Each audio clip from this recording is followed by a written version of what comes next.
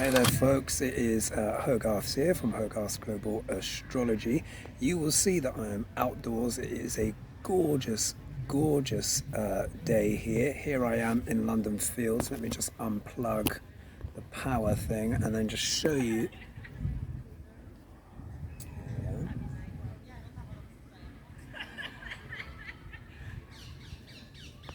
The weather is, it's so good that I just couldn't stay indoors to edit this video. So this is a little preamble, which is just a little description just before my Mark Meadows video, which I have created. Many of you will be seeing this after Hodiga tonight. Well, not tonight. Yes, yeah, after. Well, it's the day, but when you see this, it will be after Hodiga. I'm confusing myself here. And you're going to see a little video just before the Mark Meadows video, which I've just done.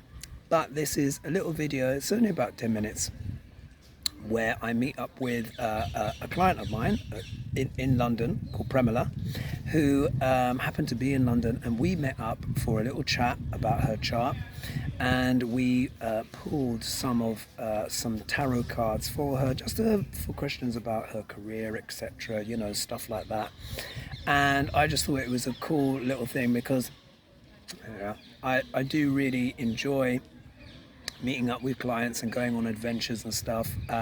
Many of you would have seen a few of you would have seen my adventures that I had with Edie when we went to Portugal, which was so much fun.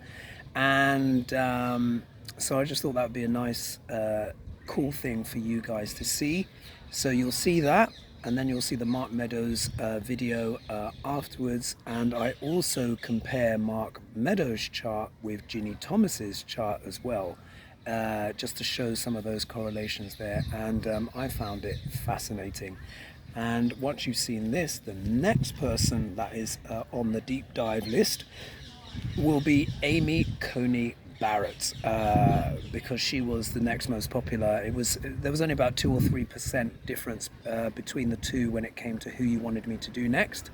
So that's the little preamble. Oh, and just to say, in this video, it is shot in a cafe in London, and we weren't able to control the noises or the sounds. And also as well, I had to buy a new deck that I hadn't used before, didn't have a clue about it, and I pulled out this card, which I interpreted as the 10 of Pentacles, but it was actually it was the Tree of Life, but it had 10 discs on it. And because it was a new deck, I was like, oh, maybe this is the 10 of Pentacles card.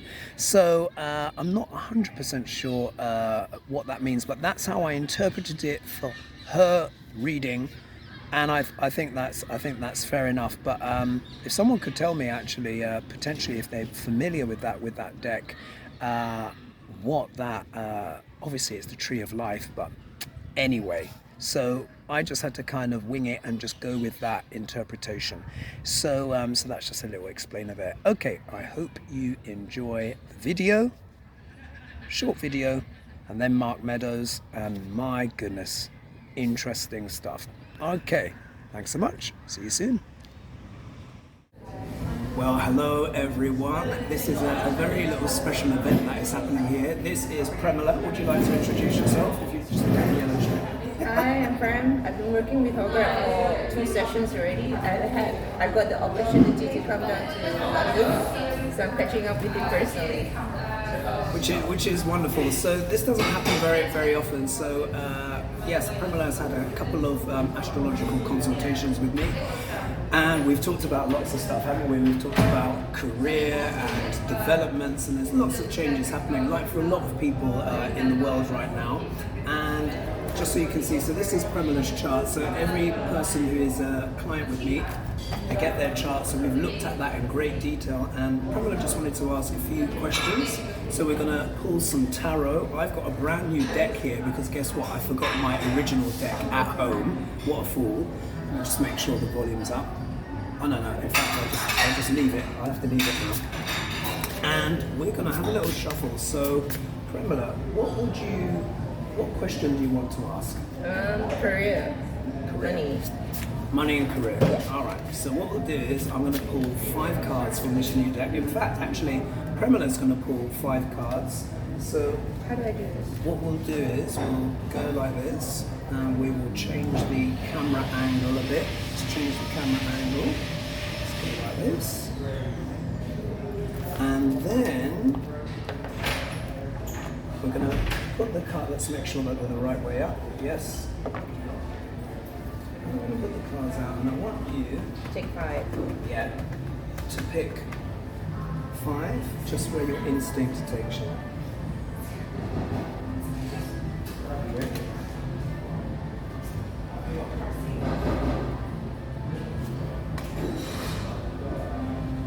And if there's any noise in the background, guys, it's because we're in a cafe, but it's not too bad. Alright, there we are. So these we'll put here. Now we're just going to have a look. So let's see what we have.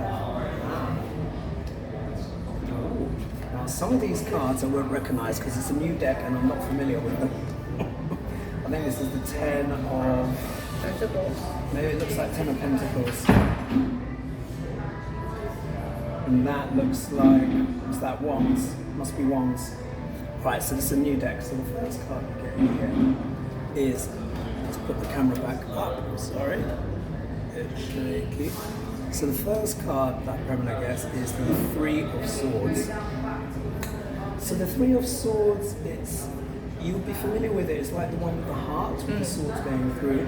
So this is talking about maybe some of your frustrations in regards to your career. Okay. Because Preamble wants to make some changes. She's successful at what she does, but you've been wanting to kind of make some changes, haven't you? And it's been a bit of a source of heartache, but you did have an interview recently, didn't you? I hope my boss doesn't see this. No, you won't see it, but no, it doesn't matter. Like We're exploring options. exploring options. She didn't need to take the job. In fact, she was actually quite relieved. But nonetheless, this is showing sort of like the emotion, the energy around the career, because it's the first card that's come up. Okay. With this, we have to assume it is the 10 of Pentacles. Like this is literally, it is a brand new deck that I've just got out of the box that I bought at the last minute because I forgot my cards at home. But this looks like the 10 of Pentacles here, which is of course also as well showing up as the Tree of Life in Kaale. So let me just, yeah, there are 10 here. So now the 10 of Pentacles, of course, this is of course it's a money card, yeah. But it's technically come in the obstacle position. So in a way, this is also showing a bit some of your conflict in terms of, because the 10 of Pentacles can deal with big business, big organizations of all kinds. It deals with legacy money, investments, stuff like that. So in a way, it does also show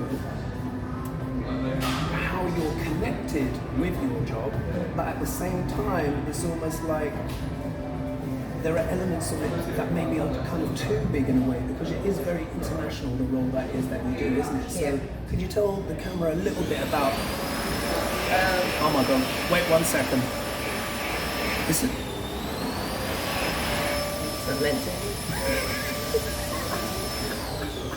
Can you believe that right at that moment? So tell us a little bit about what your job is, because it is very international, isn't it? Yeah, I sell convention space, and I represent the country in selling space as well. So if you're interested in coming to my country one day, let me know. And I get to But travel. what's your country though? What's your country? Malaysia. And I get to travel, I get to see a lot of people, and I get to interact with a lot of people too. So it's very international. Right, which is indicated by this card here, because the 10 of Pentacles means big companies, international firms and stuff like that. So if we look here, oh my god, it's like everyone's doing this on purpose. Live. We've got the 4 of Pentacles here. So the 4 of Pentacles is also a money card, but it's about conserving one's resources. So there is this element here of like maybe with all of that travel, and maybe there can sometimes be a sense of fatigue as well with all that travel that you do. But it also shows you're trying to consolidate your resources at the moment, because it's the 4 of Pentacles is about sort of being safe in a way. It deals with money, it deals with finances, but it also means being frugal and not wanting to waste. Yeah. So we can see you also as well, you're paying attention to your money, you're not wanting to spend too much. And also as well, you're one of the main breadwinners as well in your family. So of course, she's making sure that she's looking after everything. But if we look here, we get the High Priestess that comes out. And this is also talking about your spiritual awakening and development. So this is something that actually Preamble has been looking at a lot. She's actually very kind of psychic. And if we look in Preamble's chart, here,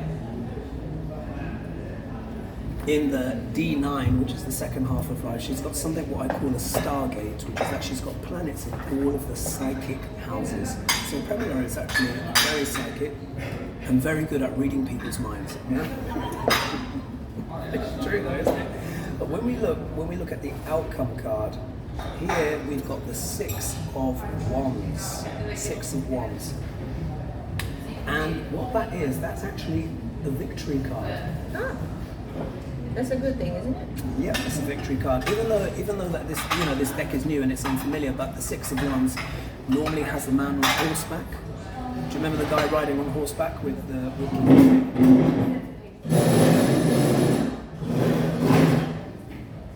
We'll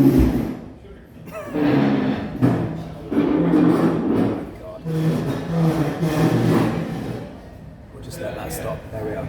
So what that means is that's actually a very positive card. That can denote a positive outcome. So ultimately, in a way, what this means is that you will get victory in the end. Because the victory card comes, after a person's gone through a struggle or a battle and they emerge victorious. So it looks like very much down to your spiritual restructuring, and I understand you're also looking at various spiritual techniques as well that Preamble has been exploring and studying. We can see via that is kind of leading to a victorious outcome. So what this suggests for me is that as you go along in the future, the prospects are going to improve and get better, and particularly as well with Preamble's chart, Saturn's going retrograde. It is for everyone, but it's also the lord of her sixth house and her seventh house, and it deals with work and business relationships as well. And this is something that recently there's been friends with business and stuff like that. So it's all developing in the right way. So ultimately, in the end, your career is going to continue to progress. And I would say particularly as well from 2023, when Saturn moves into sidereal Aquarius, which will be Preamble's seventh house. So it's going retrograde through this house. And it's going to go here, and then it's going to go back in January. Yeah. So in January, Saturn is going to start going direct, and then that's going to start stimulating your seventh house, which is business, and it's in the sign of Aquarius, which is distribution systems of all kinds. So yeah, it's looking like it's going to be pretty good. So no worries. Indeed. So this is just a short little piece just to introduce Preamble, who's here on business in London. We've met up. She's a great person, very intelligent, very psychic. We've been having a fantastic chat, and just so you guys can see what it's also like in regards to a consultation. Everyone gets the chart like this, which I print out, and then we often do tarot and stuff like that, and I even meet my clients as well, like today. So I hope you've enjoyed that, and it will be a goodbye for now. And for any more clients that happen to be passing through London, you know where I am. Come and meet me. Preamble, anything you'd like to say to the camera? Very friendly, highly recommended. He takes time to actually explain everything to me. So do come and support Hogarth. Thank you. So she's sweet. All right, bye for now. Well, hello everyone, and welcome to Hogarth's Global Astrology. Know your planets, know yourself, or know your nation, know yourself, indeed. And my goodness, what a lot of political weather is happening and kicking off. Today is my special on Mark Meadows, and also as well, let me know what you think of the picture quality too as well. I've turn the camera around and I'm using the other side, but it also means I can't see myself as I'm doing this video. But I just want to experiment a bit with that. So this is going to be about Mark Meadows.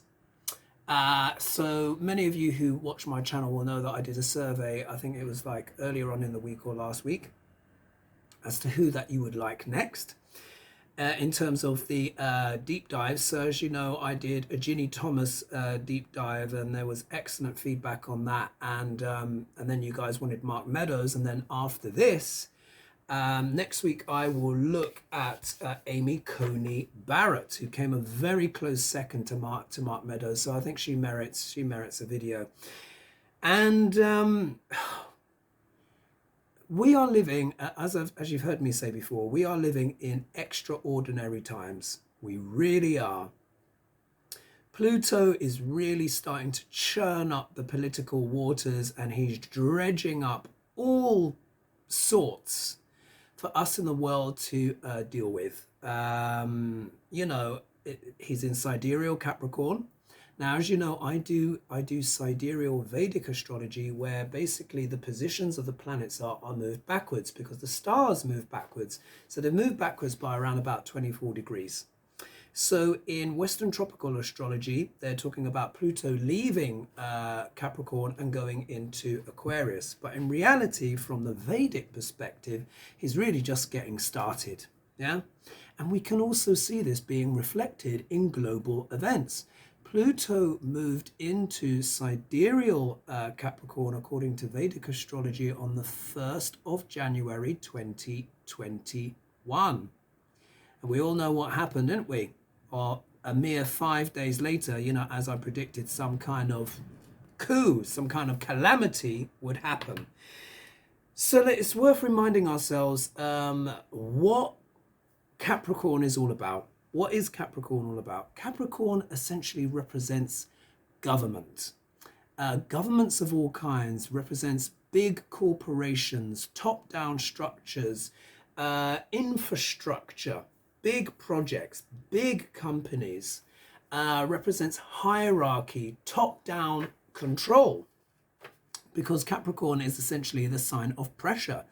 You know, really my nickname for Capricorn would be pressure cooker corner. That's what I would call it. As you know, I've always got nicknames for everyone and everything, but this is really accurate. It's very much a sign of pressure because it deals with ambition, but it also deals with rules, regulations, restrictions, following the orders, etc. This is, you know, this is why it's associated so closely with government. And what is it that we've seen all around the world? It just seems like the governments are in turmoil. What does Pluto do? Pluto really dredges up the shadow, really brings up the shadow up and out. My analogy, as you guys know that I use, is Pluto dropping a maggoty rat on one's bed and everyone having to do something about it. So of course we can see really Pluto's entrance into sidereal Capricorn really arrived with a bang. And now we're dealing with all of these political upheavals. Before I get started on Mark Meadows, let's talk about a bit about British politics. Now, as you guys will know, I did a video on Boris Johnson just a few days ago, and you know, as you can see, British politics in the UK is being turned upside down, absolutely upside down and on its head, back to front. We're having this Alice in Wonderland moment, where you've got Boris, who's essentially had to resign after refusing, but now saying, oh, you know, I'd like to stay on for a bit longer. And neither the Tory party or the opposition want him to do that. And if he does stay on longer, which is his intention to do, and some people are suspecting he wanted to stay on longer because he wanted to have another wedding ceremony, because he married his wife during lockdown, but he wanted to have a big wedding ceremony in Chequers, which is this kind of mansion estate that essentially the Prime Minister gets to use. And obviously he wanted this idyllic kind of setting to be there. And they were saying this is why he really vehemently wanted to hold on as PM to kind of get his wedding there. It has since been rearranged. So nothing is beyond this. Nothing is beyond this man. But we also, as well, have had other political shocks around the world. Now, before I detail the next one that's come up, let's just cover that this astrological weather again. And you're going to be seeing me kind of repeating this as I've done in Hadaiga shows and the separate videos. But this is really important, and this is where, you know, those elements of sidereal astrology as well can be so accurate about predicting world events. So as you know, I've been saying Mars, which is the planet of youth and violence and stuff like that. Mars deals with conflict, war, firearms, explosives. It is a youthful planet, but is a dynamic planet, can be very dangerous, but can also deal with medicine, surgeons, logistics, engineers. There is a positive side to Mars as well. Mars is passion, Mars is sports.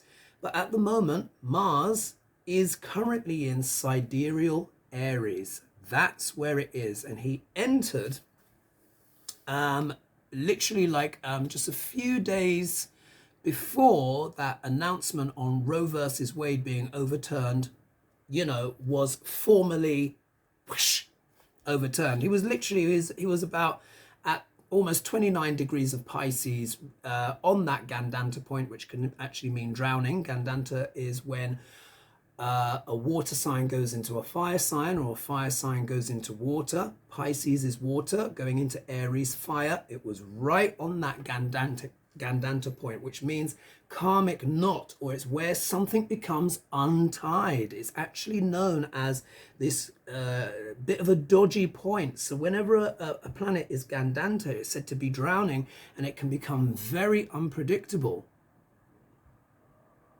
So when they made that announcements where they confirmed that they were going to overturn Roe versus Wade, Mars was right at that Gandanta point, and then a day or two later went into formal Aries. So we're going to see what protests, all of those things. Of course, it deals with firearms as well and youth. Look at what's been happening. We've had Buffalo. We've had Uvalde. We've also had the Chicago shooting on July 4th. All of those people, I think, were under 21. Two of them were 18, and the other one, who was trying to escape disguised as a woman, I think was only 20. Yeah, so again, that energy there. And although it's not easy to share this kind of stuff with you guys, but I just think it's worthwhile having these insights so we can understand what's going on and that we can prepare for the future. So there's that.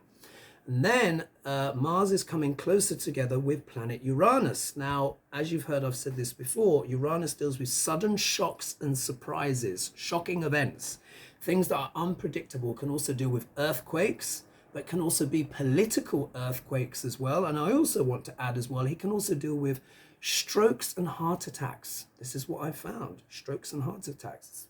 Absolutely true. He's an electronic planet, or he deals with the future, but his energy is electricity, lightning strikes, unusual things.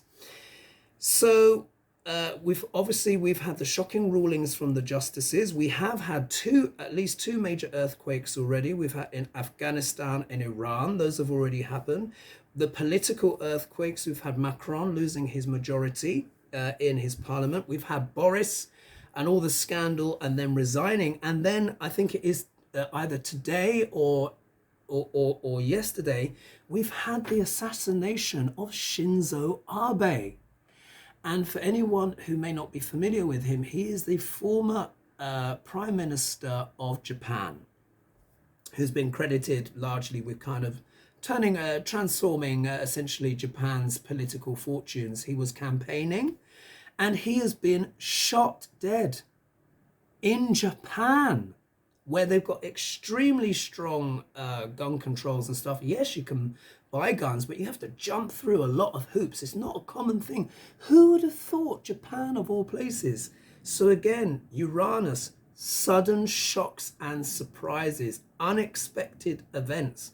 Mars is firearms, violence, protest, youth, that kind of thing. Remember as well, the eclipse happened in Bharani, which is in Aries, which again is about the female reproductive system, birthing new things. But, you know, these are, you know, birth is a painful process. Look at that. And this, and I need to correct myself, I think in my Boris Johnson video, I said this is reaching a peak on the 24th of July. Really, actually, it's reaching a peak on the 31st of July to 1st of August, but you have a week either side, but you can see it's building up. So you can see Uranus has got more surprises coming for us, and it's coming together with Rahu. And Rahu, as I said before, it deals with blowing everything up. It adds to lying and cheating and scheming of all kinds. That's the shadow of Rahu. But it can do with bombastic and bombshell revelations and events. This is what we've been seeing. I'm a little bit worried about what's going to potentially happen in Ukraine. We've heard mutterings, not even mutterings, what am I on about? We've heard statements made from Putinshka, who we all know who that is, saying that basically he's just getting started in Ukraine. He is clearly not dead.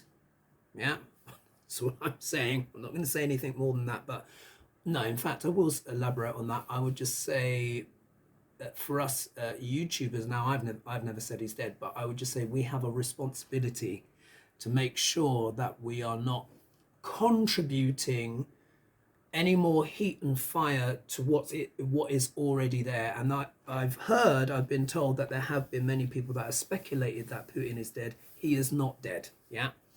And when he is, we will know about it, because not even Russia will want to keep that a secret. So, you know, like they say, the show's not over until the you know what lady sings. So I just want to add that he is alive and looking quite well, actually. So, but I've always seen, in terms of when I looked at Putin's chart, I've always seen later on in November, when I looked at his chart, November, this is when things that, you know, wheels will start potentially coming off. And there's nothing as yet that I've seen that will interfere with that timing. Let's hope that this peak on the 31st of July and August is some kind of sudden, shocking or surprising resolution, where something comes out that we don't expect that could bring this conflict to an end, which is what I hope. I hope it's not an escalation, but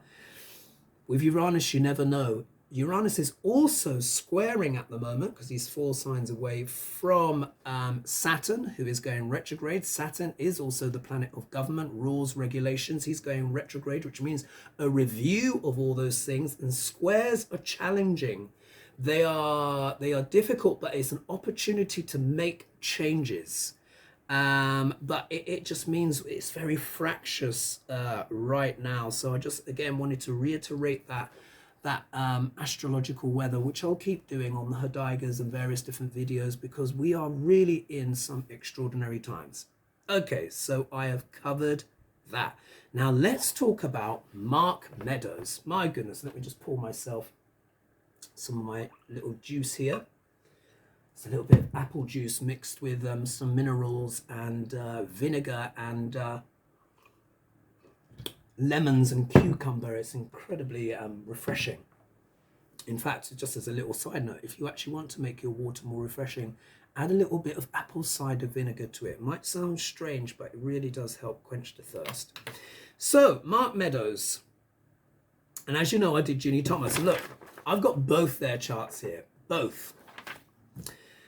And I wasn't necessarily intending to do a comparison kind of thing, but Ginny Thomas's chart was available to me, and I'm just looking at both their charts, and I'm like, oh my God. But anyway, let's talk about Mark Meadows, who, of course, is the former chief of staff of Duck Larange, yeah, Mr. Trump. And he has been embroiled and has been seen very much as one of the central figures in this ongoing insurrection coup attempt, which is now nakedly obvious to all. And as yet, now we need to understand, obviously, you know, I'm watching American news, but of course, there's so many events. I mean, so much is happening in my country, and now we've got all this stuff happening in Japan, and goodness knows what's going to happen next. It's just, you know, my head is spinning. It's hard to kind of keep up with. It's hard to keep up with all of this stuff. But so as of pardon me, as of today's date, look at here we are. So Friday, 8th of July. And it is 3:08 in the UK as I'm doing this video right now, 3:08 in the afternoon. Beautiful day here. We're having a mini heat wave. So Mark Meadows is pretty much at the center of all of this. Now, if I recall correctly, he did also hand over some kind of texts and emails and all that stuff, and suddenly stopped himself. So he's had this partial cooperation with the Jan 6th Commission. What I would say as a Brit from the outside looking in, and I'm sure many of you will agree with this, is what I want to say is this, and I mean this with all due respect, but how much more evidence is needed to establish the guilt of Duc L'Orange and all of his cohorts? And now I understand there's been some subpoenas, yeah? There's been some subpoenas, Lindsey Graham, and forgive me for forgetting the other two, because there's been so much politically happening that, and of course I have my consultations as well with my clients. And a big shout out to you all. Thank you so much for booking. I really appreciate that. And if anyone does, forgive me, if anyone does want to book, then all the details are in the description below. Yeah, it's the archetypalblueprint.com. And we are in times of accountability. That first solar eclipse that happened on the 30th of April 2022, which seems like a lifetime ago now, was in Barani. Like I said, it deals with labor pains, it deals with the female reproductive system, but it deals with consequences of all kinds. And do you remember I said we're going to be seeing increasingly around the world consequences happening of all kinds, be it good, indifferent, bad or ugly. We've seen that there have been consequences at last for Boris Johnson. He's still, Captain Butterpig is still holding on, but the mop is now out of the cupboard. Still clinging on to the door frame pretty much, but it's out of the cupboard. And the longest he can potentially stay is the autumn. If he holds on, there's going to be another kind of political earthquake, because the opposition over here in this country will essentially call for a vote of no confidence in the Prime Minister, and that could end up in an election, a general election. Yeah, so then the Tories could literally be out if they don't get rid of Boris. But we've also seen these subpoenas as well. So let's hope that this is more consequential things happening. Yeah, we can all but hope. So here's Mark Meadows' chart. Now, because I'm not quite looking at the screen, sorry, my fan is going just to keep me cool. Here's his chart. And from what I understand, Mark Meadows was born on the 28th of July, so he's got a birthday coming up soon, 1959. At 1 o'clock Verdun. I wonder if that should be 2 o'clock. Let me just double check. One moment. Let me just check.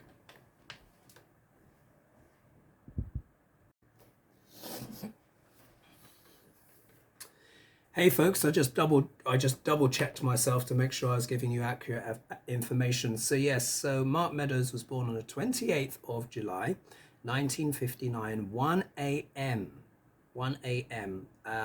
In Verdun, France. So he was actually born in France. And so, believe it or not, just like Ginny Thomas, he is a Taurus ascendant, Taurus rising. Now, Taurus is a wonderful sign. I call Taurus the Gaia portion because it deals with Mother Earth, etc. It deals with stability, it deals with values.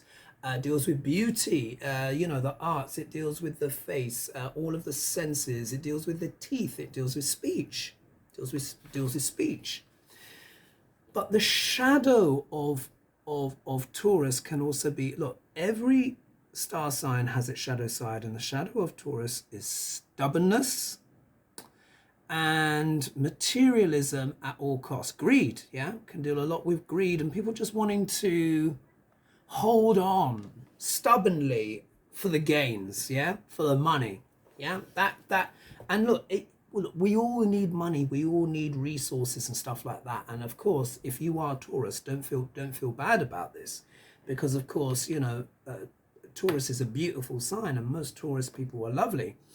But you will see, particularly in the world of politics, which is being brought up now, where Pluto is bringing up the shadow, a lot of these people are working in shadow. And the shadow of Taurus is that it's holding on, not wanting to let go. Even Boris Johnson has got planets in Taurus as well. And, famously, so has Duck L'Orange. Yeah, so there can be that element of not wanting to let go of a position, not wanting to let go of status or power. If you think an ox is a very powerful creature, Taurus does have a lot to do with strength, with power. So you get these people who want to be, when that Taurus aspect in them is very activated, they want to be powerful and strong, and they don't want to budge once they've got that power. So I find that very interesting. So if we look here. Now, Mark Meadows, let me just get my laptop open here just to make sure. Now, Mark Meadows has got 3 planets. He's got 3 planets in sidereal Cancer. Yeah, now Cancer is, as we know, it's a very nice sign. But again, every sign has its shadow. And if I look correctly, let's just get his chart up here, just in his electronical chart. Let's do open here. See if I've got that. Let's do open and we'll do Mark Meadows. And it looks like he's got 2 planets at least in the nakshatra, which is called Aslesha. Now, this is really important because Aslesha is known as the embracer. It's the part of Cancer that's known for holding on. But sometimes holding on too tightly in the shadow. Let me just get here. Let's just get my mouse going. Here we are. So let's write here Mark Meadows. So I'm sure I've got. Let's just look here. In fact, he'll be under politics. So let's just put here Mark Meadows. Ginny. Where is he? Mark Meadows. There we go. Just do open that. And I'm just going to double check this for you. Let me just make sure. Yes, so he has got Uranus and Mercury in Aslesha, and the Sun is in Cancer, so he is actually a Cancer Sun sign, but it's in Pushya, which is actually very auspicious. But Aslesha, the shadow of Aslesha can mean poison and mental illness, yeah? Or sabotage as well is another one. Mercury is the planet of communication. Uranus is considered the higher octave of Mercury, so also deals with communication, but what? Sudden shocks and surprises. Deals with revelations and revolutions. So we can see here in Mark Meadows' chart quite clearly he has a revolutionary streak, and it's in the 3rd house. What's the 3rd house? The 3rd house deals with hands, deals with communication, deals with organizing things, skills of all kinds. The 3rd house is also a house of competition where we fight. It's a fighting house. So when you think about that, in his house of communication, he has got these 2 very important planets in Aslesha, which can deal with poison, wanting to hold on in some kind of way, but in a negative way. And also as well, Mercury is not considered to necessarily do well in the sign of Cancer. Why? Because Mercury likes to be in earth signs and air signs, because he can get a lot of practical work done. In an earth sign, he's more grounded. And he loves that practicality. And in an air sign, he can be speedy and quick, but without overheating, because air is cool. When Mercury's in a water sign, it's almost as if that Mercury short circuits a bit. The electrics don't quite work as well. And it means that person is far more swayed by emotion rather than logic. And of course, the world, in order to process things accurately and logically, we can't be too swayed by emotion. Now, it's perfectly human to be emotional about things, but when it comes, we all know this, like they say, never make any kind of judgment if you've just had an argument, if you're feeling very upset or emotional. It's unlikely one will have the distance and the coolness to reach the right decision. So here, Mark Meadows is actually a very kind of, internally, he's quite an emotional person in terms of his mind, but also maybe a bit discombobulated. Yeah, with that Uranus, his thoughts are just racing all the time. And I thought it was very interesting with the testimony of Hutchinson, where she was saying he was spending time, remember, he was on his phone, media, third house, all of the texts, emails, and all that stuff going backward, forwards, and he was kind of disengaged. Very interesting.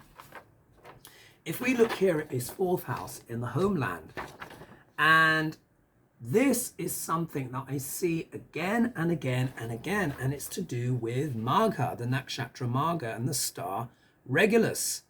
Guess what? He's got his Pluto conjunct Regulus. Regulus goes from 4 to 6 degrees of sidereal Leo. In Western astrology, they have it in Virgo. It's not in Virgo, it's in the heart of the lion, and it deals with leadership of all kinds. And he's got his Pluto here, and Pluto deals with what? It deals with intrigues. It's like the eighth house in of itself. The shadow of Pluto is very, very dark. It deals with corruption, people trafficking, the sexual abuse, mind control, deep, dark conspiracy theories, lies and treachery of all kind. That is part of the shadow of Pluto. And the list is so long I can't even go through them all. You'll just have to remember the different things that I've said. So if we look here, there it is. There's the star Regulus, 4 to 6 degrees of sidereal Capricorn. And look, he's got Pluto conjunct it, because we consider a 3-degree orb is very close. And there, look, he's got Mars in Leo as well, along with Venus. And guess who's got their Mars in Leo conjunct the star Regulus and their ascendant? Yeah, you've guessed it. Duck L'Orange, Trump. So what it is, it can make here the soldier, the warrior, Mars, feels like they are the king. They want to act like a king. And what do kings do? Whatever they want, whatever they feel to be the right thing. This is the reason why America threw off the British in the first place, because they didn't want to be ruled by a king. Yeah? But here we can see in this presidential context, this is precisely what they've tried to do. And again, for entertainment purposes only, but it's nakedly obvious now where all of this is pointing to. So we've got Pluto, dark night of the soul, the underworld, which is the 8th house indicator in of itself, with Mars, which is also one of the natural rulers of the 8th house via Scorpio. And then here it's also conjunct with Venus, which is the planet of relationships. And it's in the 4th house. And the 4th house deals with what? The heart chakra. So this is conflict in the heart. And the homeland, 4th house, is also homeland. 4th house has a lot to do with politics. Because think about it. It's about what? What's going on in one's homeland. And it's in that nakshatra, Magha. M-A-G-H-A, but what happens when you drop the H? You get MAGA. Yes, make America great again. It's the concept of the homeland. There it all is happening in Mark Meadows' 4th house, in his heart. And Ginny Thomas has also got her Pluto conjunct Regulus in the same place, also in the 4th house, in the homeland. Do you see these correlations? It's extraordinary. So, for entertainment purposes only, but, without commenting too much on due process and stuff like that, it's like, when will more of these people should not be walking around. Let's put it that way. But again, that's from the outside looking in. It's not for me to say necessarily what should happen in American politics, and you guys have your due processes and stuff, but wow. Okay, so let's move on.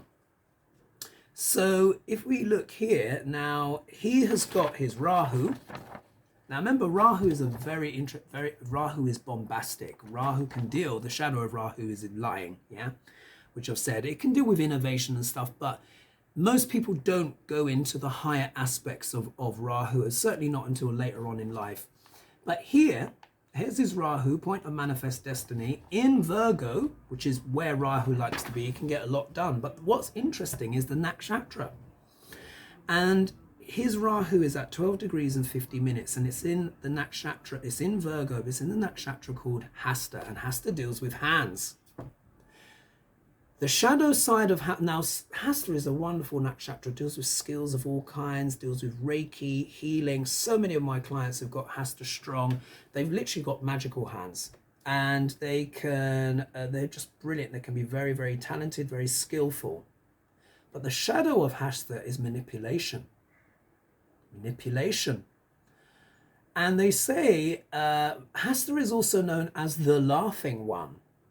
But it doesn't mean laughing in the sense of hee hee hee, ha ha ha. The shadow of Hasta can mean the joke's on you. That's what it can mean. And he has got his Rahu, the shadow of which is lying, right here in the sign, the shadow of which is manipulation. Wow. Yeah, very clear. And also as well, the fifth house, this is falling into his fifth house. And what's the fifth house? It's the sign of giving consultation and advice to others. So here is the manifest point of destiny here in Mark Meadows' chart, Rahu in the fifth house. And look, it's right on top of Ginny Thomas's Jupiter, which is also in the fifth house because they got the same ascendant rising. And Jupiter also deals with politics.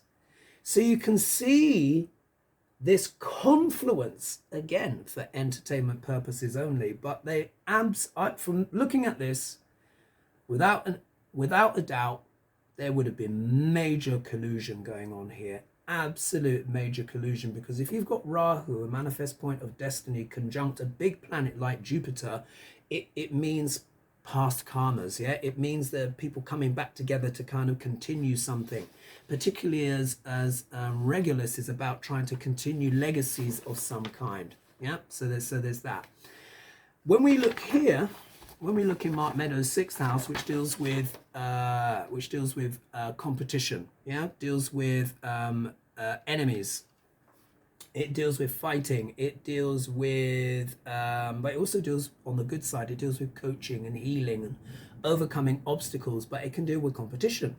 Mark Meadows has got his Jupiter, which is the planet of idealism, in an enemy sign in Libra, and it's there with Neptune here. And it's also here with Ceres, which is devotion to something, almost like a mother's love. So here we see Jupiter is idealism, but when he's in enemy signs, like when he's in the signs of, say, like, for example, Mercury, which is Virgo and Gemini, or Venus, which is Taurus or Libra, the nobility, so to speak, of or is in the sign of Capricorn, particularly in Capricorn, the nobility of Jupiter gets afflicted a little bit. He'll still give some blessings though. So here you've got Jupiter, which also represents politics, in the sign of Libra. Now Libra is about arguments, believe it or not. It's not only about relationships, but it's about arguments, discourse. It's a very intellectual sign, Libra. And his Jupiter is actually in the nakshatra called Vishaka, which is about victory. Yeah, victory almost at all cost.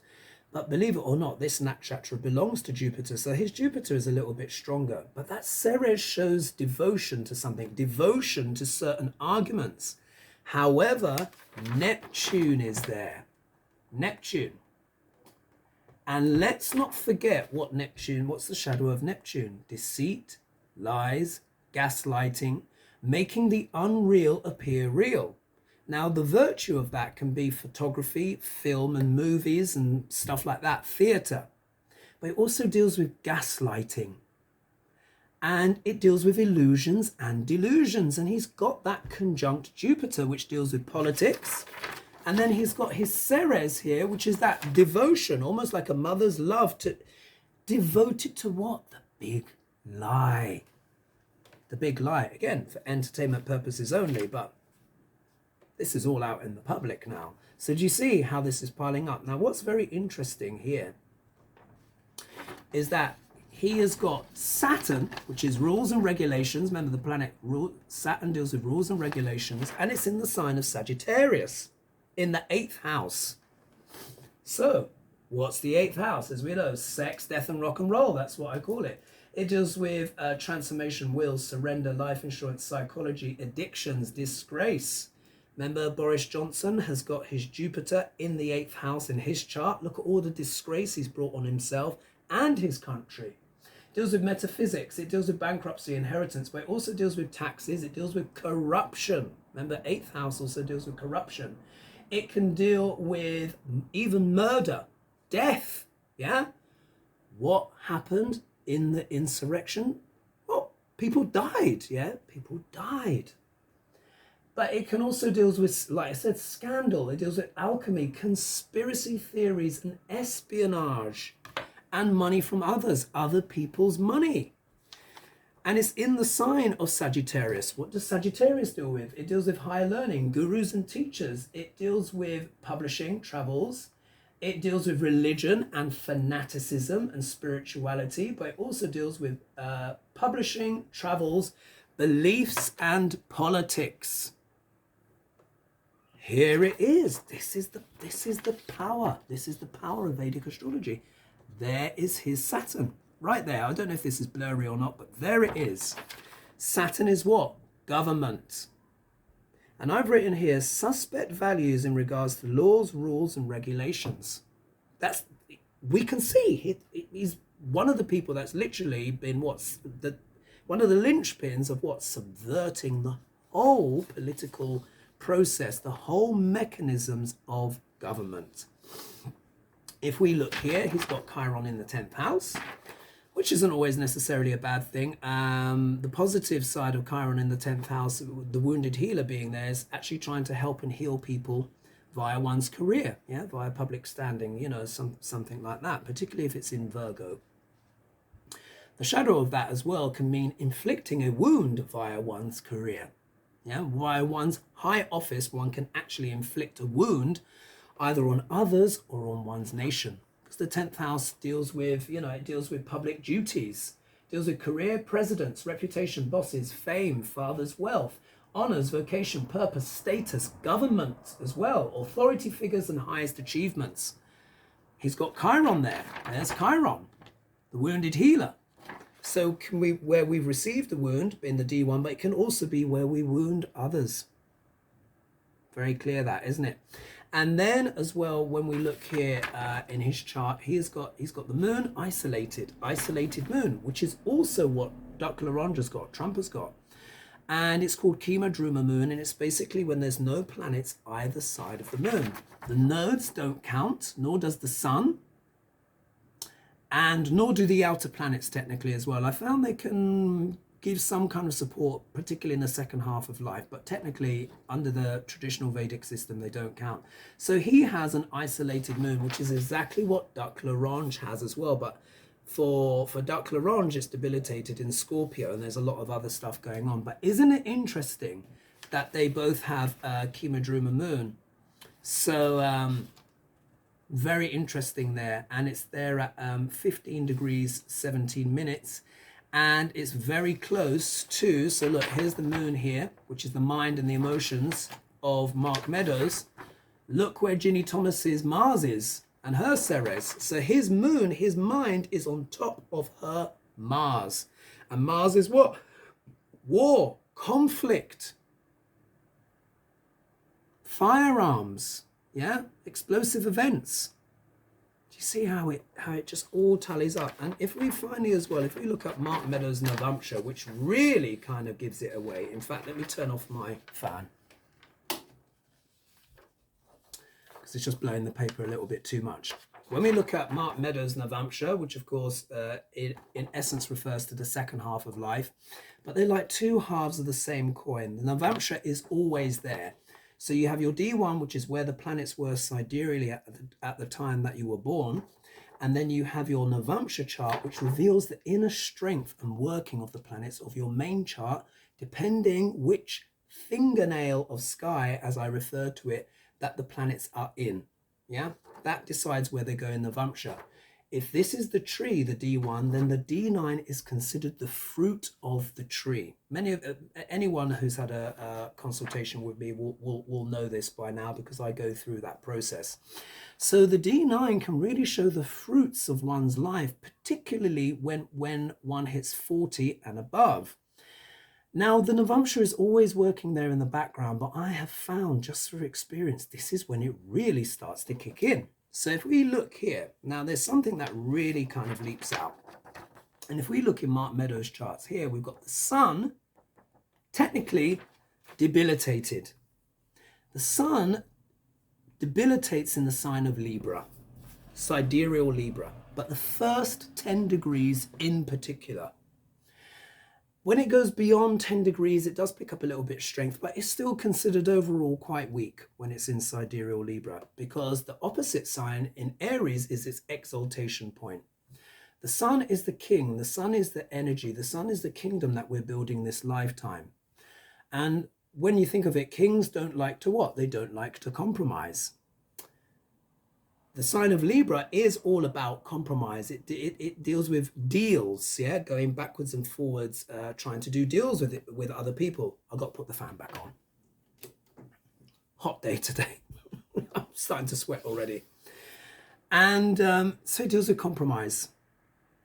And if we look at Libra, this will be useful for you guys. This symbol means three things. One, it means trade, in terms of the scales balancing, weighing out money. Two, it means justice, the scales of justice. But the third meaning that many people aren't aware of, but it will seem really obvious, it also means the setting sun. It means the sunset. The sun rises in the east and sets in the west. Libra is known as the west, yeah? So here the sun is weakened here. And when you see the sun weakened in the sign of Libra, particularly in the second half life of chart, it sometimes a person can feel they constantly have to compromise their own values, potentially with others.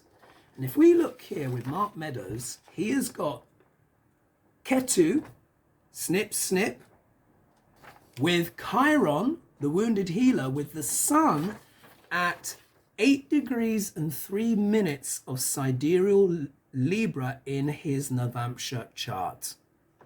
So there we are. In terms of his sense of internal leadership is actually compromised. However, the positive side of this is very good for trade deals, negotiations of all kinds. Yeah, because one wants to do what? Deals. So in a way, we can see how he's been doing these deals, but it's not been coming from the most idealistic place.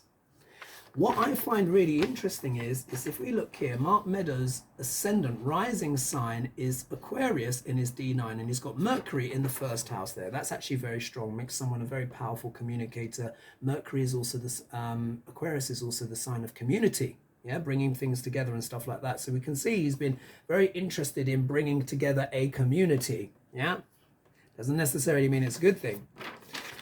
But it means if you've got Aquarius rising, it means that Leo is in the opposite house. Leo's in the opposite house, which is the 7th house, which is anyone that's not us, which is also relationships. Leo is known as what? The lights, camera, action sign. It's not just about lights, camera, action. It actually deals a lot with responsibility. Believe it or not, if you've got planets in Leo, it means you have a kingdom to run. The more planets that you have, the more responsibilities you have. It's just one of those things. In my chart, I've got 3 planets in Leo in each nakshatra. So, you know, I have a lot of responsibilities, yeah, and I take those responsibilities seriously. Of course, I like to have a bit of humor as well, but we are living in quite interesting times. But the point is this: the seventh house is anyone that's not us. It also deals with name and fame and reputation. Deals with faraway lands as well. So if there's a planet in the seventh house, particularly in a Navamsha chart, it will very much reflect a significant person in one's life, relationships. And if we look here in Mark Meadows' chart, it's the moon. Now remember, the moon deals with public and the moon deals with fame. And remember, Leo can be quite bombastic, and it's actually in the nakshatra here of, it looks like it's in Purva Falguni, and I put here, a famous and flamboyant person, you know who that is, Duck L'Orange, in the house of relationships. So when I look at Mark Meadows' chart, this is also Trump here, opposite him in the house of relationships, and we can see his sun is debilitated, so he's more inclined to yield to a more famous or powerful personality. Isn't that remarkable? And then as well, when we look here in his sixth house of fighting, yeah, putting up fights and all this kind of stuff, he's got Mars here debilitated. What does that mean? Now, Mars debilitated is not necessarily the worst thing in the world, particularly if it's in the first house, yeah, because it depends what nakshatra it goes into. So you can have a debilitated Mars in the sign of Cancer in your D1 chart, but it could be like in Scorpio, or it could be in Aries in the D9. Meaning it's much stronger, much stronger. But when you've got Mars debilitated in the D9, that's a challenge, because it shows that Mars can't quite live up to its potential. But they say when Mars is in the sign of Cancer, he's debilitated but yet delighted. It can mean guerrilla warfare. That's literally what it can mean. Particularly, that can be the shadow side of it, which would be the case in Mark Meadows. So here we see he's got this aspect of guerrilla warfare about him, which is about doing things sneakily around the corners, not being up front. At least with Duck L'Orange, because he's got Mars in the first house in Leo conjunct his ascendant. It's all out there, yeah. It's just completely bombastic, and it's just out there. We all know what he is, and anyone that says they don't know what Trump is lying. Yeah, we all know what it is. It's all very bombastic. It's out there, and it's been known for decades what he is about. When that Mars is debilitated, it's much more subterranean, and it's much more cunning. Yeah, much more cunning, and the shadow of it can be manipulation. Surprise, surprise. And then if we look here as well, finally, just to kind of wrap up, if we look in his fifth house in his Navamsha, yeah, so if we count round 1, 2, 3, 4, 5, we see he's got Saturn strong in Gemini, and he's got Pluto there as well, which is what? Transformation. But his Jupiter moves to Gemini as well, and that's not the strongest sign for Jupiter, but it is excellent for communications, planning, all of that kind of stuff. So he's got two planets of government, Saturn and Jupiter, in his fifth house, giving advice and consultations to others, in the sign of Gemini, which is all about communications, text, emails, all of that stuff, with Pluto, which is the eighth house, represents the eighth house on its own: sex, death, rock and roll, scandals, corruption, espionage, betrayal, people trafficking, all of the gunk and muck of what humanity is capable of. And we know that he will be using this energy in the shadow. So I think in many ways that completely explains Mark Meadows and the correlations between his chart and Ginny Thomas. So they've both got planets together. They've both got Uranus in the sign of Cancer, and Mark Meadows has got 3 planets there, but they've also got that Pluto going on in Leo, and he's got more planets. He's got his Jupiter, no, she's got her Jupiter in Virgo. Now remember, Jupiter is in an enemy sign there, and he's got his Rahu there on top of it. And even with the sixth house as well, Ginny Thomas has got Neptune, which is part of her illusions and delusions. He's got Neptune there as well, with Jupiter in an enemy sign in Libra, and Ceres and that dedication. But I find what most interesting is that her moon is in Sagittarius, which can also deal with fanaticism, and so is his Saturn, and they're right on top of each other. So very interesting. I hope you guys found that interesting, and I hope you find that an interesting explanation of Mark Meadows and a lot of what is kind of going on with him at this time. If I look at, let's see if he's got any planets in the 8th house. Mark Meadows, he's actually got Mars, Uranus, and Rahu transiting together in his 12th house on top of his moon. Yeah, so if we look here, and if I just draw in the transiting planets, so remember I was talking about that big with Mars, Uranus, and Rahu all coming together on towards the end of July, so July, August, and I've just drawn it in. So if we look here, all of these planets are coalescing around his moon, which is what the mind and the emotions and stuff like that. So I think he can feel that pressure, yeah, of that Jan 6th commission and stuff like that. We will have to see what happens. I just hope and pray for accountability and justice.